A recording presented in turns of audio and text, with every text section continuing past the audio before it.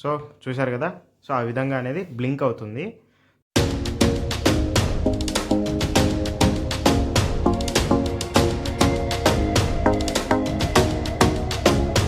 Hello guys, welcome back to our channel. నా పేరు కార్తిక్, మీరు చూస్తున్నారు Karthik Telugu electronics lab. Friends, ఇవాళ వీడియోలో మనం డిస్కస్ చేయబోయే టాపిక్ ఏంటంటే ట్యూబ్ లైట్ రిపేర్ అనమాట. ఏంద్రభయ్య, చాలా మంది ట్యూబ్ లైట్ యొక్క రిపేర్ గురించి ఆల్రెడీ ఎక్స్ప్లెయిన్ చేసి ఉన్నారు, నువ్వేంటి కొత్తగా చేసేది ఎక్స్ప్లెనేషన్ అనేసి మీరు అడగచ్చు.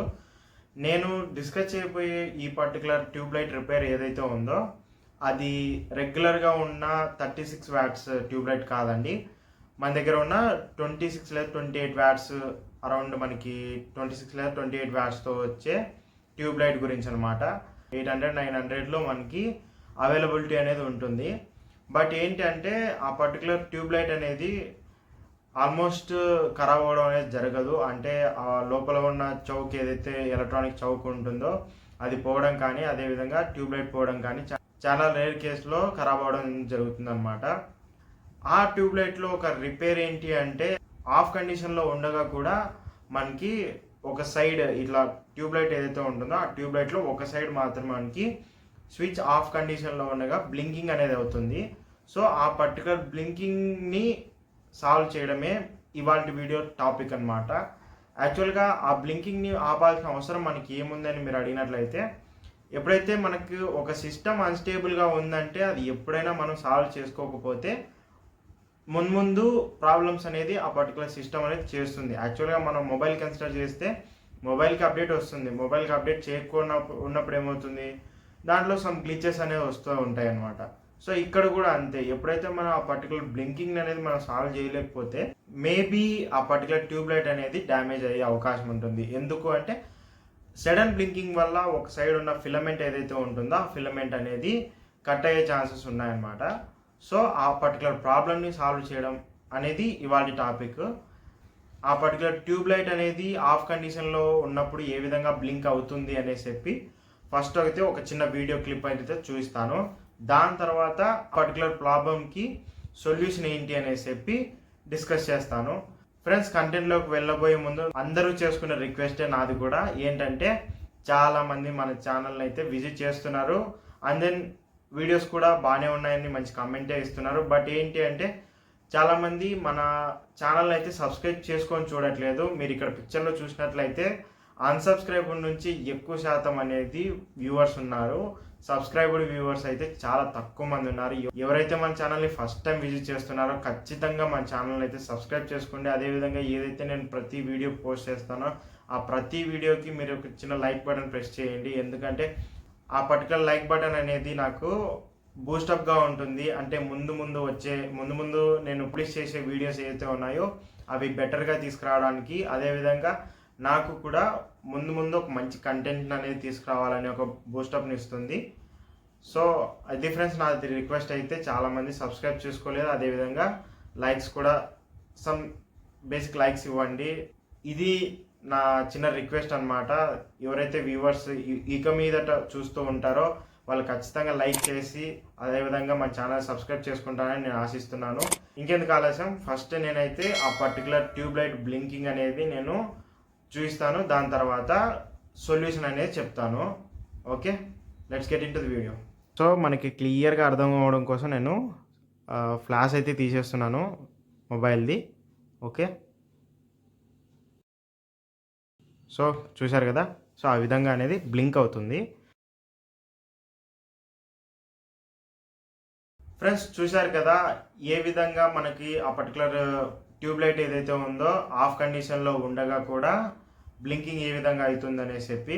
ఫ్రెండ్స్, నేను ఈ పర్టికులర్ బ్లింకింగ్ ప్రాబ్లం ఏదైతే ఉందో దాన్ని సాల్వ్ చేయడానికి ఒక చిన్న సామెతను అనేది నేను తీసుకోవాలనుకుంటున్నాను. చాలామంది వినే ఉంటారు, ముళ్ళుని ముళ్ళుతోనే తీయాలి అనే సామెత. ఎందుకు రాబాయ్ నువ్వు ఇక్కడ ముళ్ళుతోనే తీయాలి అనే కాన్సెప్ట్ని, ఆ పర్టికులర్ సామెతను నువ్వు ఎందుకు యూజ్ చేస్తున్నావు అని మీరు అడిగినట్లయితే, యాక్చువల్గా మన దగ్గర ఉన్న ట్యూబ్ లైట్స్లో చోక్స్ ఉంటాయన్నమాట. అంటే ఎలక్ట్రానిక్స్ బలాస్ట్ అంటారు, లేదంటే చోక్ అంటారు, ఎలక్ట్రానిక్ చోక్. ఆ పర్టికులర్ ఎలక్ట్రానిక్ చోక్ వల్లనే మనకి మొత్తం ఏదైతే ట్యూబ్ లైట్ ఉంటుందో ఆ ట్యూబ్ లైట్ అనేది స్మూత్ రన్నింగ్ అనేది ఉంటుంది. ఓల్డెన్ డేస్లో మనకి ఐరన్ బేస్డ్ వచ్చేటివి అనమాట చౌకులు అనేది. ఇప్పుడు ఎలక్ట్రానిక్స్ అనేది వచ్చాయి. సో ఆ పర్టికులర్ ఎలక్ట్రానిక్స్ ఏదైతే చౌకులు అయితే ఉన్నాయో ఆ చౌక్స్లో వచ్చేసి ఇండక్టర్ అనేది ఉంటుందన్నమాట.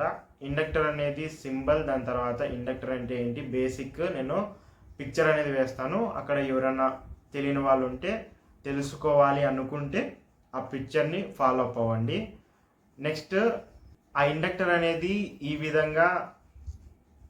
విధంగా ఇక్కడ ట్రాన్స్ఫార్మర్ లాగా కనపడుతుంది కదా, ఈ విధంగా ఎలక్ట్రానిక్స్ చౌక్ అనమాట. ఇది ట్యూబ్లైట్దే. ఇలాంటి చౌక్లలో, ఈ ఎలక్ట్రానిక్ చౌక్లలో ఇలాంటి ఇండక్టర్స్ అనేది ప్లేస్ చేసి ఉంటారు. ఈ పర్టికులర్ ఇండక్టర్తోనే మనము ఈ ప్రాబ్లంకి చెక్ పెట్టచ్చు అనమాట. ఏ విధంగా అంటే ఈ పర్టికులర్ ఇండక్టర్ ఏదైతే ఉందో 2 పిన్స్ అనేవి ఉంటాయన్నమాట. యాక్చువల్గా ఈ ఇండక్టర్ని మనం సిరీస్లో యూజ్ చేస్తాం అనమాట, ఫేజ్లో యూజ్ చేస్తాము. ఫేజ్లో యూజ్ చేసినప్పుడు యాక్చువల్గా ఇప్పుడు మనము ఈ ఇండక్టర్కి 2 ఎండ్స్ అని చెప్పాం కదా. ఒక ఎండ్ వచ్చేసి సిరీస్లో ఉన్నప్పుడు, ట్యూబ్లైట్కి సిరీస్లో ఉన్నప్పుడు ఒక ఎండ్ వచ్చేసి ట్యూబ్లైట్ సైడ్ ఉండాలి, ఇంకొక సైడ్ వచ్చేసి ప్లగ్ సైడ్ ఉండాలన్నమాట. సో ఆ విధంగా సిరీస్లో అనేది ఉంటుంది. ఆ సిరీస్ కనెక్షన్ ఏ విధంగా ఉంటుంది అనేసి చెప్పి ఒక చిన్న సర్క్యూట్ డయాగ్రామ్ నేను పిక్చర్ ద్వారా నేను చూపిస్తాను. ఇక్కడ మీరు పిక్చర్లో గమనించండి. యాక్చువల్గా ఎవరైనా ఇంజనీరింగ్ స్టూడెంట్స్ అయితే ఎవరైతే ఉన్నారో వాళ్ళు క్వశ్చన్ రైజ్ చేయొచ్చు. ఇలాంటి చిన్న ఇండక్టర్లు కూడా ఉంటాయి కదా, ఈ చిన్న ఇండక్టర్లు ఎందుకు వాడకూడదు అని మీరు అడిగినట్లయితే, యాక్చువల్గా మనం వాడే ఏసీ సర్క్యూట్స్ మీద ఇంత చిన్న ఇండక్టర్స్ అనేది పనికిరావు అనమాట. ఎందుకంటే వీటి యొక్క మిల్లీ హెన్రీ అంటే ఇండక్టెన్స్ వాల్యూ, అదేవిధంగా హై వోల్టేజ్ని, హై కరెంట్స్ని తట్టుకునే శక్తి దీనికైతే ఉండదు. కాబట్టి ఇలాంటి హెవీ ఇండక్టర్ అనేది వాడాల్సి ఉంటుంది. ఎందుకంటే ఆల్రెడీ ఇది ఒక ఎలక్ట్రానిక్ చౌకే కాబట్టి, ఎందుకంటే ఇది ఒక ట్యూబ్లైట్ సర్క్యూటే కాబట్టి ఇది వాడడం వల్ల మనకి ప్రాబ్లమ్స్ అనేవి ఉండవు కాబట్టి దీన్ని చెప్తున్నాను. సో దట్ ఏంటంటే ఇది కూడా ఒక ట్యూబ్లైట్ సర్క్యూటే కదా, ఈ ట్యూబ్లైట్ సర్క్యూట్తోనే ట్యూబ్లైట్కి చెక్ పెట్టచ్చు.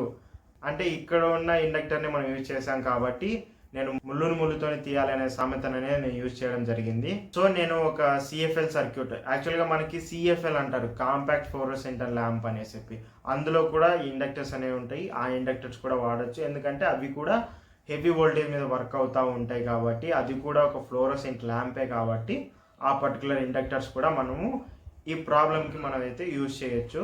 ఓకే, నేను ఈరోజు డిస్కస్ చేసిన టాపిక్ ఏదైతే ఉందో కొద్ది మందికైనా ఉపయోగపడుతుందని ఆశిస్తున్నాను.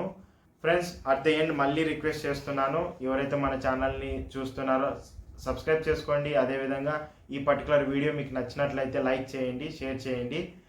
Thank you for watching this video. నవ్వుతూ ఉండండి, నవ్విస్తూ ఉండండి. This is Karthik signing off.